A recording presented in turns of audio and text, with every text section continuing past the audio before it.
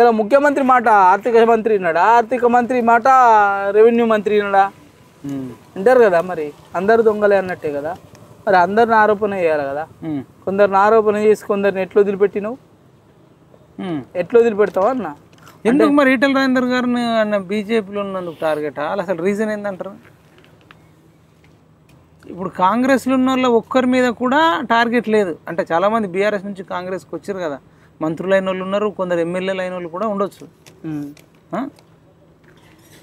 ఇలా బీసీలలో బలమైన నాయకుడు ఎవడన్నా కనిపిస్తుండంటే ఈటెల రాజేందర్ కనిపిస్తుంది. ఆయన ముఖ్యమంత్రి భవిష్యత్తులో అయితేనే అట్లా ఏమన్నా అనుకుంటారా? ఉండొచ్చు ఆలోచన, ఉండొచ్చు ఆలోచన. నెక్స్ట్ బీసీ మూమెంట్స్ వాళ్ళ కళ్ళలన్నీ కన్నీళ్ళే అవుతాయి రానున్న రోజులలో. తప్పది, ఎవడైనా శిక్షను అనుభవించాల్సిందే. ప్రాసిక్యూషన్ కొంచెం లేట్ అవుతుందేమో. ఇలా ఆరోపణ చేసినంత మాత్రాన్నే అక్యూజ్డ్ కాదు